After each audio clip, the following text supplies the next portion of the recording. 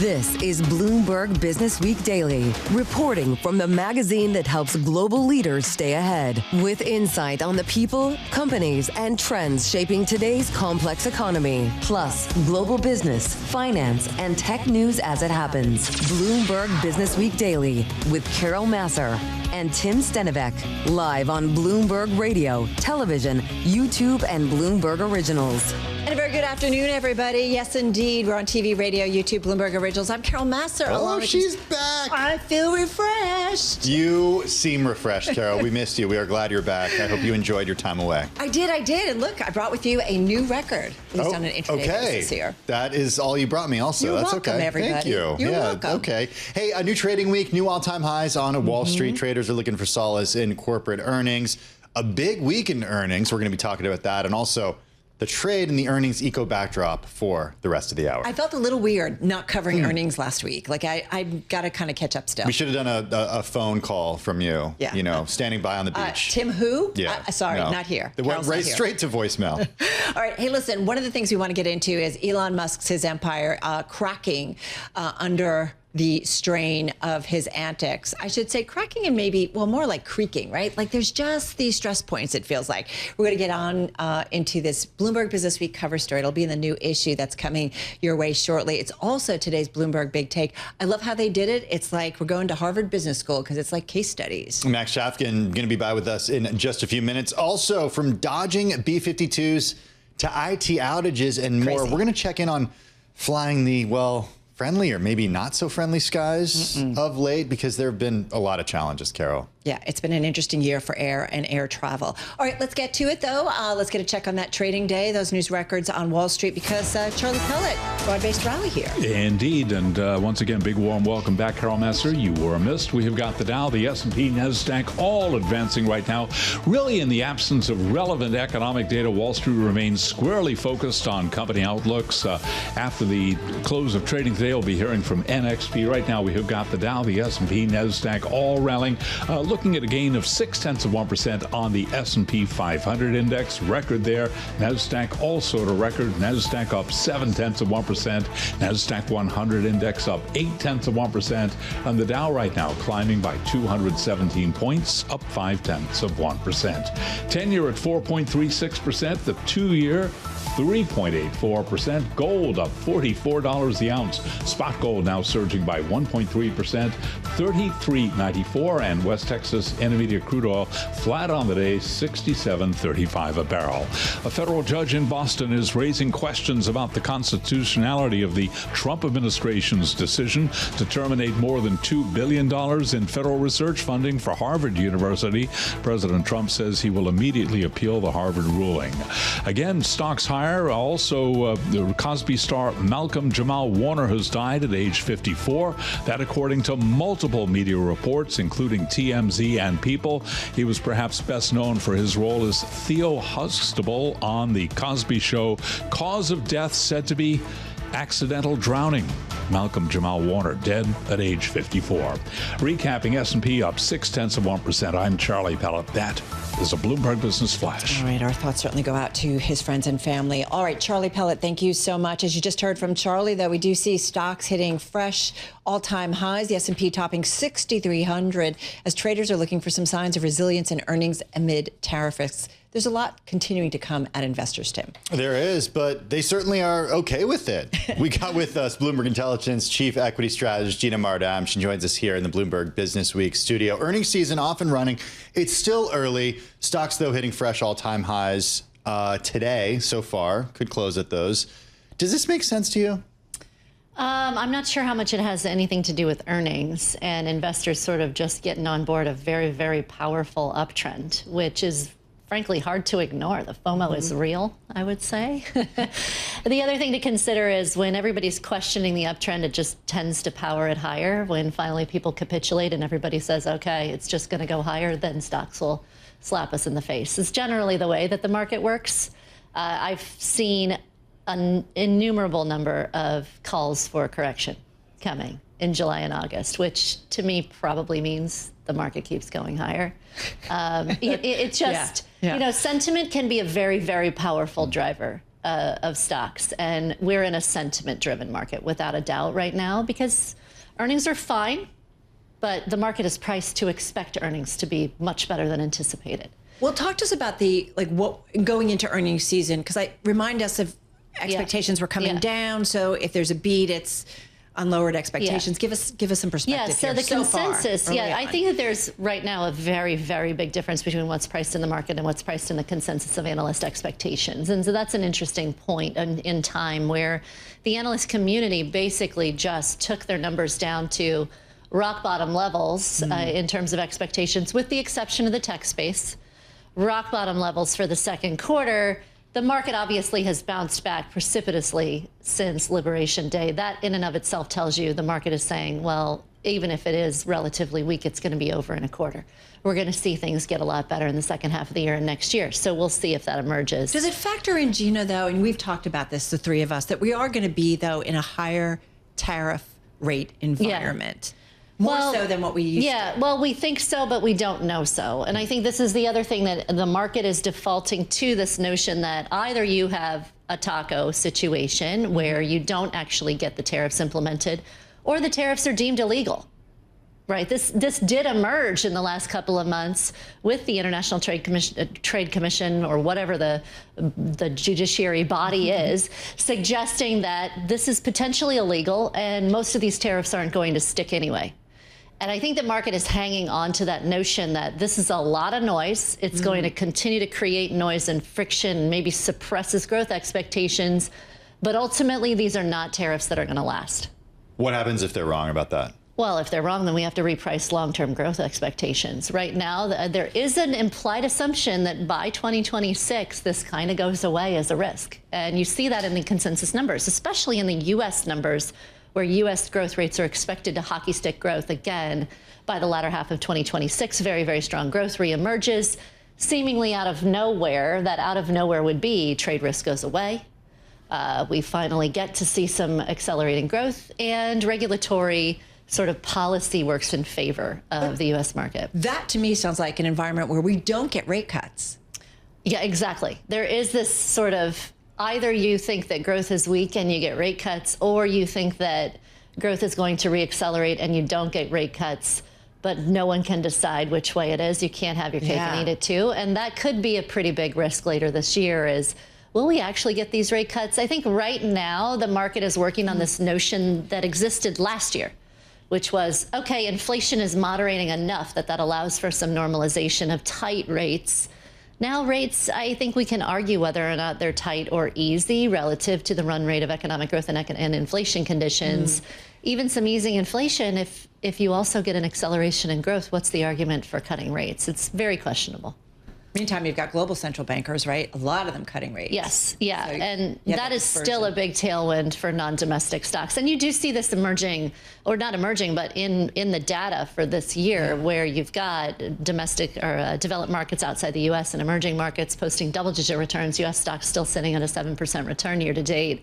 Big, big dichotomy in the return prospects, and some of that is due to the accommodation and policy. Carol's been wearing her technical hat today because she's a little obsessed. No, I've been wearing a sun hat and sunscreen. A little obsessed with this story from Alexandra Semenova. I am obsessed with this story. The S&P 500 is sending this signal of yawning momentum under the rally's surface. The idea that the S&P 500 has gone 17 sessions without a move of 1% in either direction. It's the longest stretch of relative tranquility since December. Yep. You've been talking about this all day, Carol. I just think it's interesting. Yep. Again, this idea that the S&P, as you said, 17 sessions without a move of 1% in either direction. Are these significant? Yeah, not necessarily. It could go one of two ways. Either it's losing momentum or it's just consolidating the momentum that is past. It's not, in and of itself, it's not particularly meaningful until it turns in one direction or the other. Because you can consolidate gains. Can it also be a cementing of It's levels? A cementing of the gains. That's what we call a consolidation in technical terms. It's a cementing of the gains, a consolidation of the gains that had occurred in the past. Markets test those topping levels, eventually break out again higher. That's a real possibility as well. There's not a clear signal of downside emerging just yet. There's also not a clear signal of major upside momentum reemerging, but either one is possible after a consolidation phase. So many options. Yeah. Any seasonality at play here? Yeah, getting toward August. It's a good point. We are going into the most volatile component of the calendar. The August master sell-off coming. Yeah. It happens always. I used to be always away, and it would always sell off. Exactly. That's why you take your vacation in July now. I took it earlier. But you are going away in September, so just a heads up. Yeah. We could see some. It's really those 3 months, August, September, and October. Think about the major October surprises we've had in our recent past. So those 3 months do tend to be the period of time when stocks hit volatility peaks. We'll see. There's a lot of speculation that we're going to see trade risks reemerge. But again, I think the market is likely to default to these are illegal anyway. How's this going to get passed? We'll just see.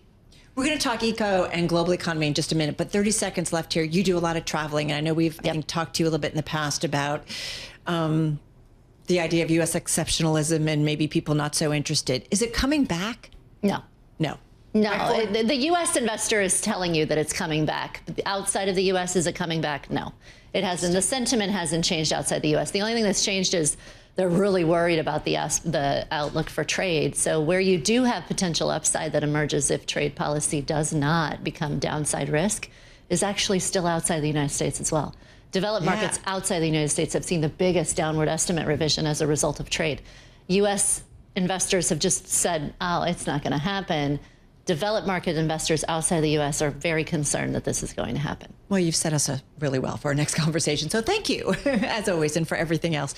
Gina Martin Adams, she is our Bloomberg Intelligence Chief Equity Strategist. So from the markets to the global economy, Tim, let's go. And one of the major things that will affect the global economic outlook, that, of course, is something that we just talked to Gina about, trade and tariffs.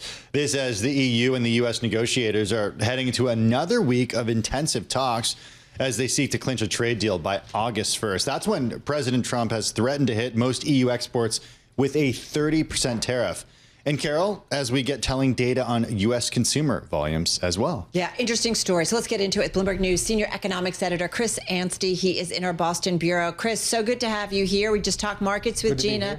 Sounds like there's lots of scenarios that could come our way. Where are we on U.S. trade talks, and how do you and the Bloomberg economics team continue to track and factor all of this into your economic models? Yeah, it's difficult. Coming into this interview, I just kind of refreshed myself as to where we are on the state of play with a number of trading partners of the U.S., and I counted at least 4 overseas delegations scheduled to be in town this week. You've got the Europeans, as you mentioned. The Taiwanese said their trade negotiating team is going to be in Washington this week. The Koreans said their negotiator is coming. And just before the election in Japan, the chief trade negotiator, Akazawa, said he was planning to come through. So there's a lot of different teams cycling through. No clarity on how close we are to a deal. We've got the August 1st deadline coming up.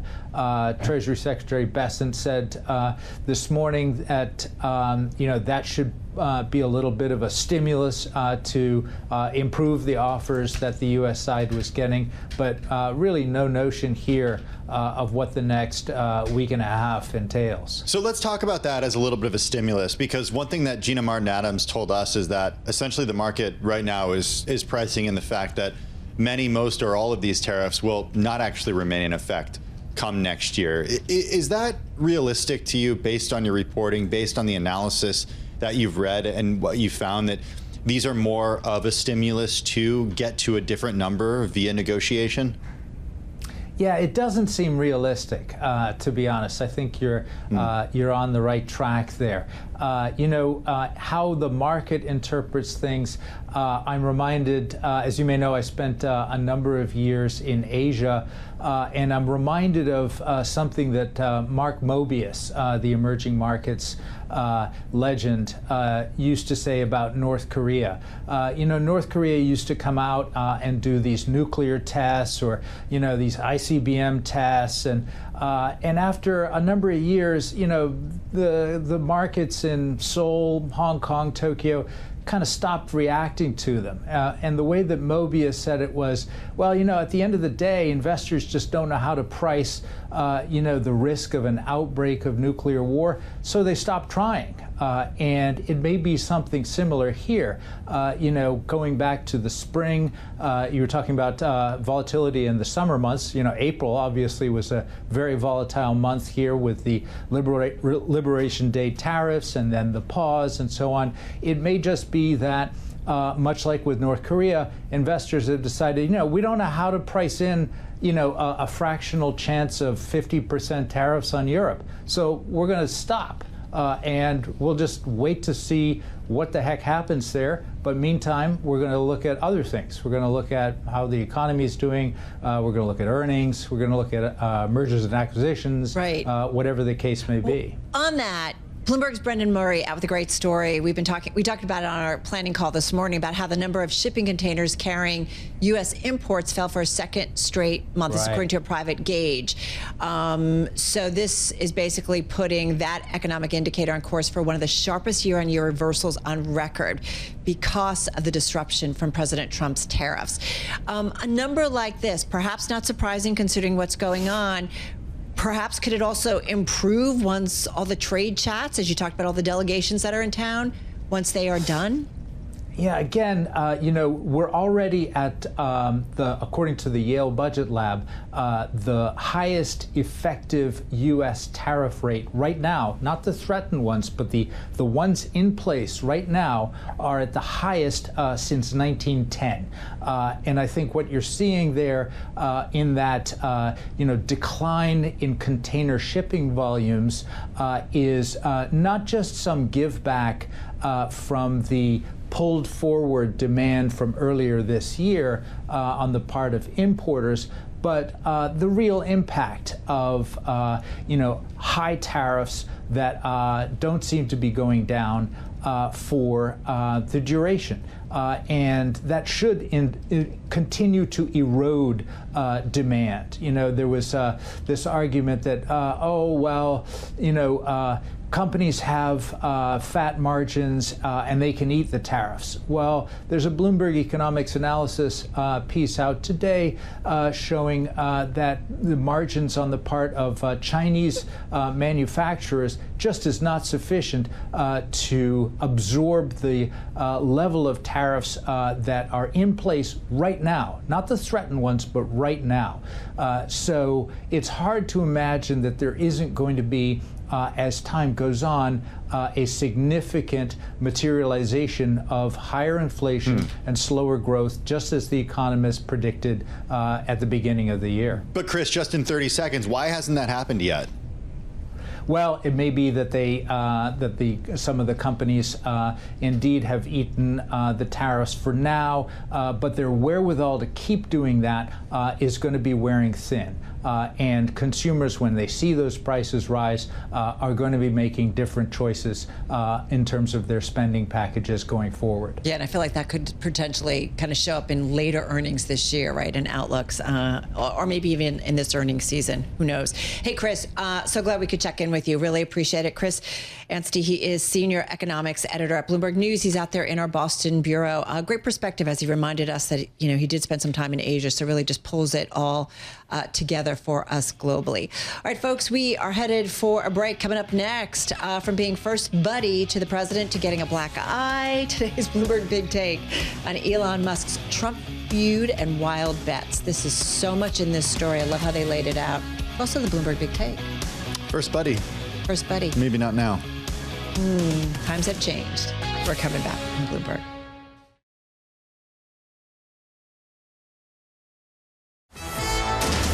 It's 2:21 on Wall Street. We do check markets all day long here at Bloomberg. Stocks trading at records. The Dow, the S&P, NASDAQ all advancing.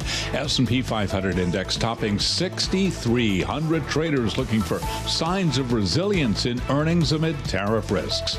After the close of trading today, we'll be hearing from NXP Semi.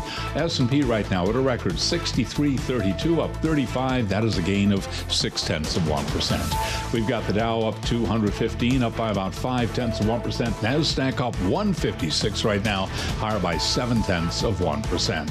10-year at 4.36%. The 2-year 3.84%. Gold is surging $45 the ounce to $33.95, up 1.3%. And West Texas Intermediate crude lower, little change now, down 1 cent, 63.33 a barrel.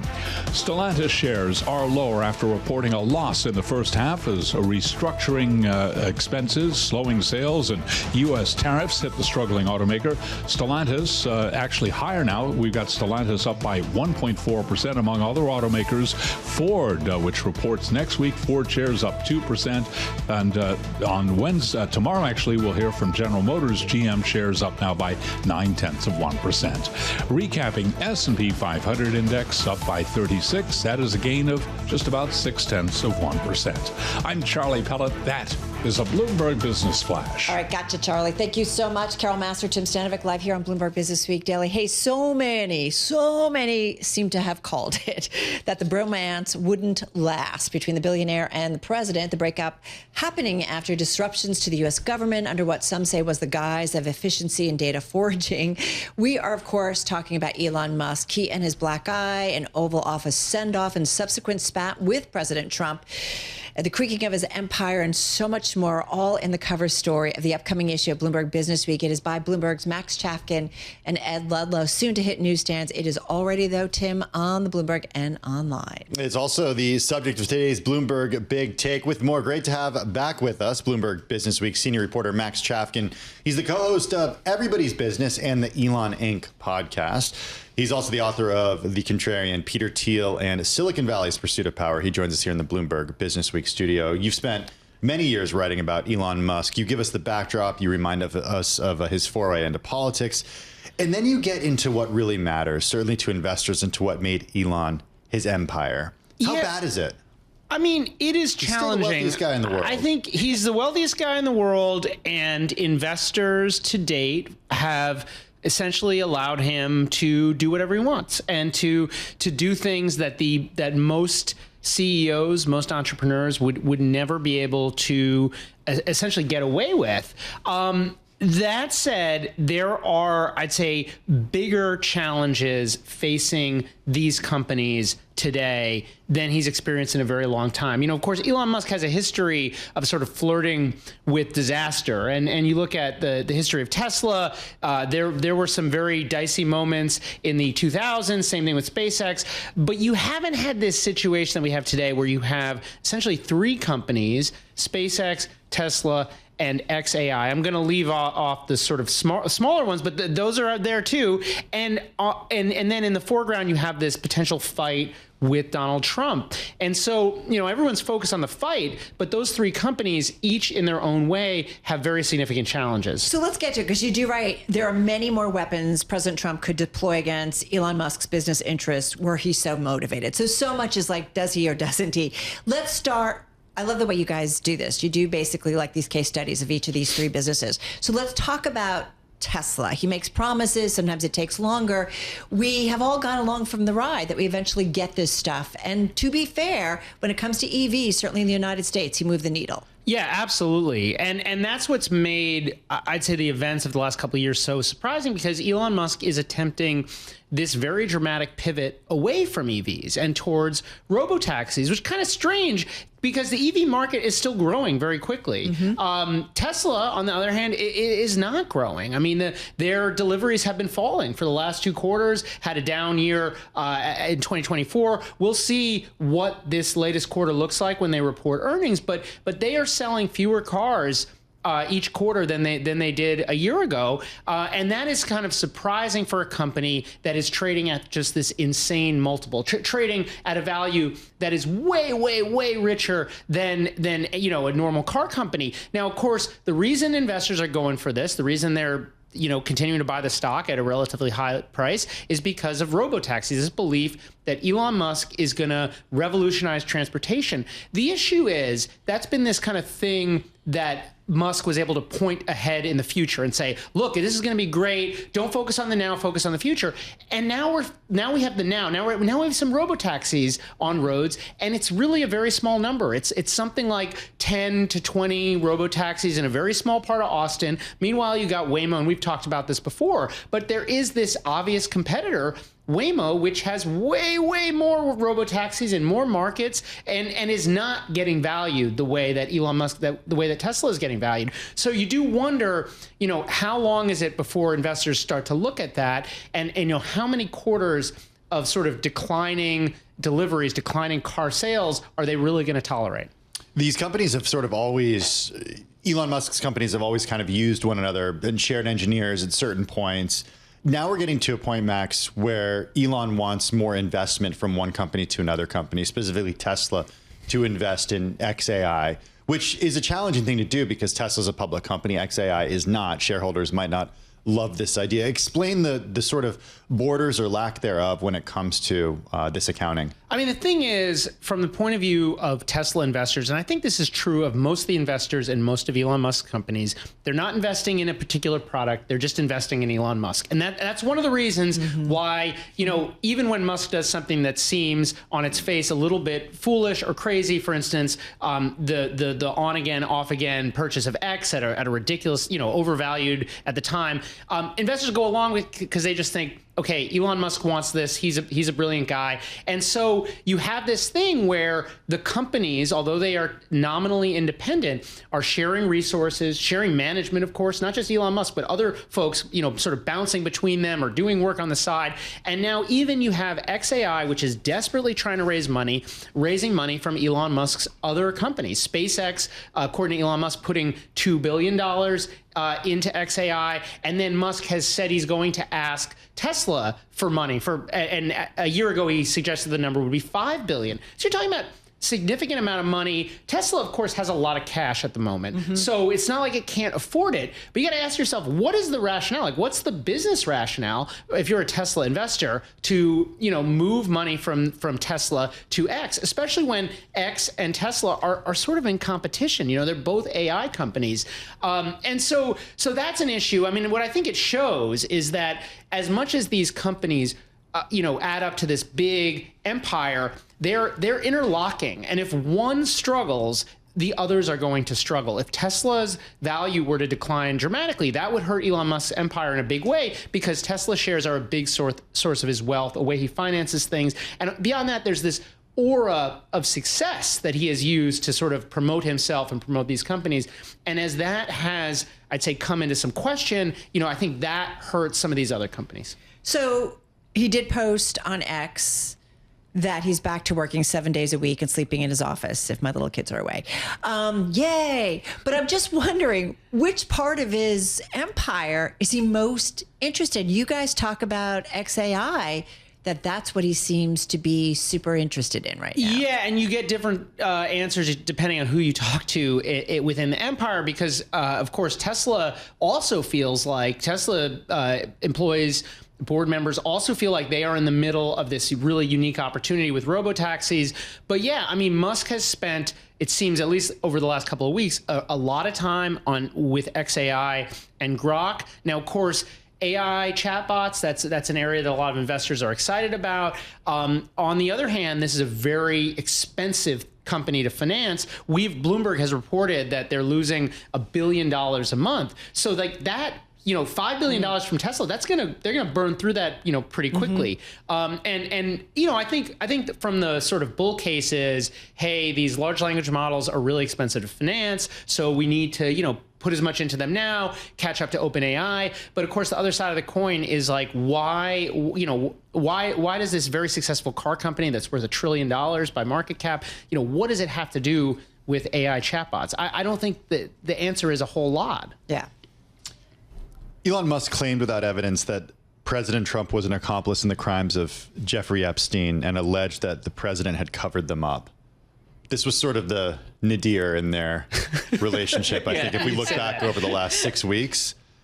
Is there any recovering from that? Like, do they get back together? Do they become allies again? I think It is very hard to see. I mean, obviously, those are very serious charges. I mean, sort of like the most serious charges in Republican politics. And it's led to a news cycle, right? That happened, as their feud was kicking off at the beginning of June. Now we're in, mid-late July, and Republicans are still talking about Epstein quite a lot. So yeah, I mean, it's been a bad. That's a thing that's going to really throw a wrench in any kind of potential makeup. Now, I will say, Trump and Musk are both. This is going to sound weird, but they're both kind of forgiving. They both, although they like to cultivate this, both of them, alpha image or whatever, they have, Trump has done this where people have been on the outside and then they find their way in. Steve Bannon, of course, famously was very much on the outs. Now he's no longer on the outs. Musk is the same. Musk, will get very mad at people and find a way to get them back in. So I wouldn't discount it entirely just because, and I've said this on your show before, there are reasons each of them has an interest in being on good terms with the other. That said, I mean, it has seemed very difficult, and you're seeing now. We get into this in the story. There are lots of signs, if you're looking closely, for ways in which this relationship is hurting Elon Musk today. Now, I'm not just talking about Jared Isaacman, the person that Trump originally nominated to head NASA, the space agency, who was close to Elon Musk, who's out now. But there are lots of little regulatory moves, policy moves. And just to give you one example, the guy who's going to run NHTSA, at his confirmation hearing, I believe it was last week, suggested that we need to have more oversight of autonomous vehicles. If you're Elon Musk, you don't want to hear that when you have a fleet of robotaxis that you're trying to get on the roads. Yeah, you absolutely don't. Sean Duffy running NASA now, he was, according to at least some reporting from inside the White House, was one of the people who was really upset about Doge. So you're seeing these little things that are potentially troubling if you're Elon Musk, and certainly cut against the sort of bull thesis around the time of the election, which was like, these guys are perfectly aligned. This is going to be amazing. I mean, that's what sent the stock up to its, crazy heights in mid-December. And it's fallen, I think last I looked, around 33% since then, as that argument has sort of fallen apart. It's, as you guys say, you can't count out Elon ever, but it is curious to see how this ultimately plays out and whether or not he becomes a target of the administration potentially. Hey, Max, thank you so much. Really appreciate it. Bloomberg Businessweek senior reporter Max Chafkin. Max and Ed Ludlow writing this story. It's an upcoming issue of Bloomberg Businessweek. It is the cover story already on the Bloomberg and at Bloomberg.com. Hey, taking a look at markets, we're seeing the S&P 500 just rally more, up 0.6% now. 63.31 is what the S&P 500 says. NASDAQ Composite up 0.7%. The Dow up 0.5 percentage point. When we come back, we talk about dodging a B-52 bomber. We talk airlines and the challenges and the outlook of the industry. This is Bloomberg Businessweek Daily.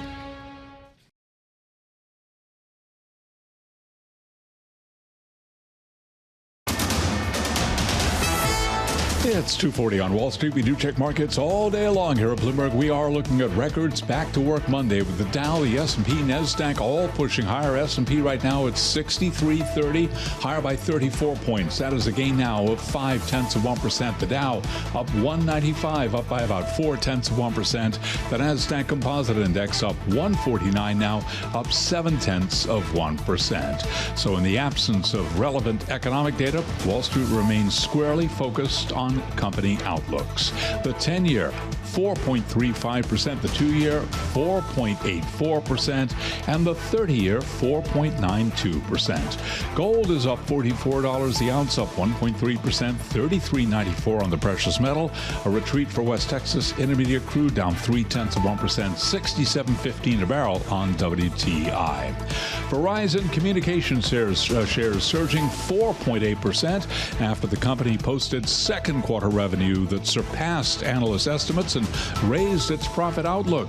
AT&T, which reports Wednesday, up 1.8%, and rival T-Mobile also on Wednesday, up by 2.5%. Again, Verizon gaining now by 4.8%. The Congressional Budget Office is estimating that the tax and spending law will add $3.4 trillion to U.S. deficits over a decade. Recapping, S&P up 34, up 0.5%. And for on-demand news 24 hours a day, subscribe to Bloomberg News Now, wherever you get your podcasts. I'm Charlie Pellet. That is a Bloomberg Business Flash. All right, Charlie, thank you so much. You're caught up on the markets. Hey, I don't know if you've looked, Tim Stenovec. I know you have, because I think we've talked about this. Airline stocks are up more than 50% since the early April market low. We know we've seen quite a bounce. Yeah. We've heard from a couple of these airlines, too, that there was this turning point at the end of last month and the early part of this month that basically said, we saw this inflection point. At least we heard this from United CEO Scott Kirby last week. Basically an inflection point that basically said, I guess everything's fine again. We're not concerned about trade tension. We're not concerned about the economy. After we're buying tickets. Gave two possible scenarios for their outlook. Exactly. Which was like kind of unheard of. All right. So, yeah, I think it's safe to say that the rally that we've seen in this bunch of stocks belies the turbulence that we've seen in the overall sector. We also had a great reveal, not so great maybe, this past weekend. Delta Airlines, a jet that was forced to abort landing to avoid a mid-air collision with a B-52 bomber. This was in North Dakota, a go-round maneuver described as aggressive by ABC News, citing the pilot who was guiding that plane, who could be heard in this video that was shot by a passenger on the plane. Check it out. For those of you on the right-hand side, you probably saw the airplane kind of sort of coming at us. Nobody told us about it, and so we continued. Sorry about the aggressive maneuver. It caught me by surprise. This is not normal at all. I don't know why they didn't give us a heads up, because the Air Force Base does have radar, and nobody said, hey, there's also a B-52 in the pattern. Long story short, it was not fun, but I do apologize for it, and thank you for understanding. Gotta say, I love the cool of pilots, man. That's the pilot. I know. I'm more stressed out than he is just listening to that. It's like, hey. But that's what you want in a pilot. That's why they have the job. It is the pilot of the SkyWest operated Delta jet that departed Minneapolis on Friday evening and was approaching an airport in North Dakota. It's located about 11.2 miles of an Air Force base. So let's get into what's going on. Also, Alaska Air had an IT outage. So a lot going on, again, in the overall airline space. With us is Sid Phillip. He is Bloomberg News chief correspondent, global aviation, and he joins us here in studio. Sid, first of all, is flying in the U.S. dangerous? No, it isn't actually. Okay. Flying in the US is still one of the safest forms of transport. So we have seen an increase in media scrutiny, as well as there have been increases in aviation safety incidents. They're not quite accidents yet. I mean, we did have the crash in DC at the start of the year. But in terms of the overall, the aviation industry, there is a massive push at the moment to modernize the ATC in the US. The FAA, like Sean Duffy. What's the ATC? Air traffic control. Got it. So there is a massive push to sort of upgrade that. Because we had those outages in Newark. We've seen sort of issues with air traffic control staffing. So there are safety issues in terms of just the air traffic control system and how it's managed. In this case, though, it was a military jet. It's a military B-52. So it may not come under the ATC, but there is sort of talk about better coordination. Sean Duffy, the transportation secretary, talked about that when the DC crash happened, because that was a military plane again, helicopter. So we're still looking to see where the overall modernization of the air traffic control system is and where the US goes in terms of being able to actually get those plans that they have at the moment in terms of they want to spend $30 billion on modernizing and where they actually get the funding for that. Our team reporting earlier today that the Air Force did not make a comment to ABC about this incident. Have we heard anything since then? We haven't heard anything from the... Is that a little surprising? It is, but then we also... the FAA said that they are investigating this incident, and we're sort of waiting to see what they come up with. But typically, the Air Force doesn't comment on situations that are near misses. Well, I guess this one, to me, is a little different in the sense of it was a B-52. You have the commentary recorded by a passenger of the pilot who sort of explained what's happening in a really cool and collected way. Do you know how in a typical situation like this, a pilot would have been made known about a possible military aircraft within the pattern? So aircraft typically have collision avoidance systems, and essentially the pilot did something called a go-around, which is fairly common in the aviation industry. I mean, what's not common is having a B-52 coming at you, which is why you have to do a go-around. But there are instances when you either need to recalibrate your approach to the runway, you need to there's an issue at the airport, and go-arounds are frequent and they're a safety measure. But in this case, it does put the entire system under scrutiny in terms of what's really going on with the aviation safety and air traffic control systems in the US. Well, that's what kind of gets me, is like, how does a Delta jet get so close to a B-52 bomber? Like, I understand that these go-rounds and things happen, but I'm assuming that there is usually great coordination and communication. There definitely is. So this was like something didn't happen that was supposed to. Exactly, and that explains why the pilot was apologizing for that, because it obviously caught him by surprise, caught the air traffic control by surprise. And so we will hear more from the FAA once they do this investigation, and hopefully we'll know what really went wrong there. This is like your world. What are you thinking? I heard this and I was like, I was pretty shocked to see this video and hear the commentary from the pilot. It also comes at a time where we're just getting this. None of this. It seems like a steady drumbeat, and I don't know if it's actually happening more frequently. But it kind of started at the beginning of this year with the tragedy at Reagan National, and then we had a lot of reports of near misses. We had some close calls on runways. Is it just that social media is around so we can hear the pilot make this announcement and it's played over and over again in the news media?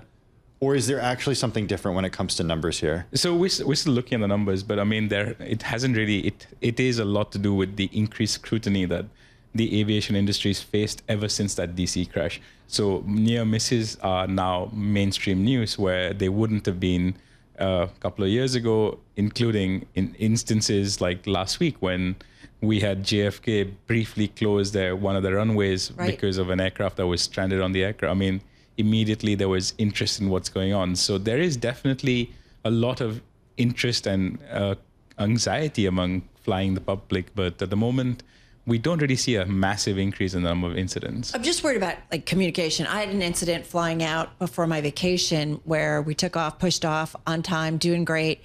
And then we ended up sitting for 2 hours on the runway. Now, we were told, and again, this is just what an flight attendant said, but that there was actually either the president or part of his administration that were landing in Newark and they weren't planning on it.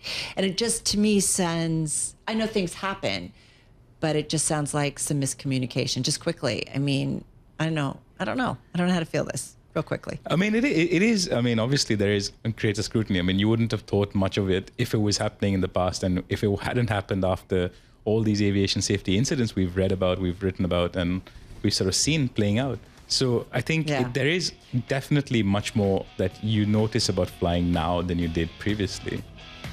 So I'm just wondering, was it happening and we just didn't know about it? Or is more happening?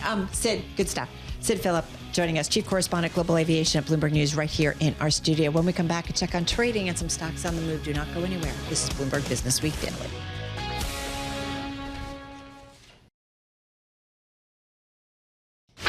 You're listening to Bloomberg Businessweek Daily with Carol Massar and Tim Stenovec on Bloomberg Radio and Television. All right, everybody, you are listening and watching Bloomberg Businessweek Daily. We do have stocks hitting a record on an intraday basis. We'll see if we close that way. In the meantime, there is a lot going on. I'm Carol Massar along with Tim Stenovec. Let's get to some of the stocks on the move. With us is Bloomberg News equities reporter Alex Semenova here in studio. Got to talk about Verizon.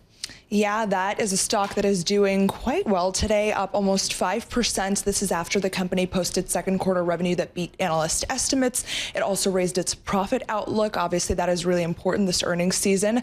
The strong results were lifted by wireless price increases and also the Trump administration's new tax law. That was enough to offset the fact that the company actually saw a net loss of 51,000 monthly subscribers. Analysts have been expecting a gain of 12,000. So really remarkable here. I guess that profit outlook optimism is part of the reason that the stock is up today. Its shares are actually up 6% this year as well. Verizon has been struggling to woo new customers in a very tight market, is obviously competing with AT&T and T-Mobile, which up until recently have had better deals than Verizon. Actually, this spring, it put out some promotions. It offered free phone upgrades, so that helped results. That's poised to help results a little bit. The company is also benefiting from U.S. tax reform. This is really interesting. It allows companies to immediately write off the full cost of certain new equipment, and they estimate that that will boost their free cash flow by up to $2 billion. So we're really seeing in some of these earnings reports the real-time benefits of this new tax. Ticker VZ, stock up 4.7%. Apparently, people jump around from plan to plan, Carol. We've been doing that a lot. It's kind of driving my family a little crazy. My daughter keeps complaining. Yeah, but some of the jumping, you kind of sometimes get what you pay for. My husband's on this roll, and I feel like there might be another change coming. All right, let's talk about Microsoft. Ticker, of course, MSFT. What's going on here? Yeah, this one is a bit of a worrisome one. Microsoft warned that hackers are actively targeting customers of their document management software, SharePoint. Obviously, so many businesses use this software. Cybersecurity forums cautioned that a broad section of organizations may be affected through this breach. Tens of thousands, if not hundreds, of businesses and institutions use SharePoint in some fashion to store and collaborate on documents. So very concerning here. Microsoft has been trying to shore up its cybersecurity efforts. They hired people from the government to try and help with this, but clearly that's not enough right now. The stock is a little changed right now. MSFT is the ticker, and like you said, Alex, the stock a little changed right now. Here's a good ticker, XYZ. Yeah, Block is set to join the S&P 500 index. Obviously, this is a huge deal for any company. It's also a tremendous milestone for Jack Dorsey's firm, which underscores the influence of the digital payment system and crypto in finance. It is going to replace Hess Corp in the benchmark following Chevron's acquisition of the energy producer. The changes will go into effect prior to the start of trading on July 23rd. You look at shares right now, they're up almost 8%. Inclusion into the S&P 500 typically does bode well for companies. It elevates their profile, and exclusion actually often sees some stock prices go lower. I don't get the ticker, but I understand what they did is that it was more than just, but it's still a little wackadoo. They wanted to stand out. Well, they definitely do, right? And they're definitely standing out today. All right, that is some of the stocks on the move. Bloomberg News equities reporter Alex Semenova. For more conversations like this, be sure to check out our new Stock Movers podcast, 5-minute episodes of the biggest winners and losers in the stock market. You can find it on Apple, Spotify, or anywhere you get your podcasts. Alex, stick with us because before you go, your story among the most read on the Bloomberg terminal. We wanted to talk about it. The S&P 500 sending a signal of waning momentum under the rally's surface. What's the concern when it comes to there's not a lot of volatility, like this idea that there's been more than 2 weeks of days without 1% moves in either direction? Yeah, 17 trading sessions without 1% moves. So obviously we are trading on record highs, but when you're not seeing that much of a reaction to the good earnings news that we've had, when we're getting these really muted moves, it's a sign that investors don't have much conviction anymore in the rally. Obviously, we're up something like 27% from the lows of April, and a lot of people are concerned that valuations are a problem again going into the second half of the year, especially when we're still dealing with so much uncertainty around trade policy. There's an expectation that the economy could slow a bit, all these different headwinds that could potentially affect stocks. So really seeing these types of muted moves is a sign that investors aren't all in on this rally, especially when you look at concentration. It's really just big tech in the driver's seat. There used to be a show called Let's Make a Deal, and I was like, door number 1, door number 2, door number, I think there was 3, and it was like, that's what I feel like, the different scenarios. I will say Gina Martin Adams, who follows the equity markets for our Bloomberg Intelligence team, she said, though, those small moves could also be a sign of consolidation in the market and kind of a cementing of these levels. So, but also conceded that there's a lot of stuff that could come at investors that could make us go in many different directions. Yeah, absolutely. And one interesting thing too about this earnings season, speaking of big tech and consolidation, is actually big tech is supposed to post profit growth of 14% for this quarter. If you look at the rest of the S&P 500, it's actually expected to post a contraction of 0.1%. So just a testament to the fact that it's just a few names driving this move higher. I've seen this before. I know, right? I've seen this movie before. It's like watching episodes of Twilight. It's worked for all these years. We're always complaining about just big tech driving things, but apparently it's been enough to drive consecutive years. I watched Twilight on vacation because my nieces were shocked I never watched it. The movie. Okay. The series. Alex, thank you so much. I'm just telling you. Not the Twilight Zone. No, not the Twilight Zone. Okay. Twilight. The close coming your way. This is Bloomberg.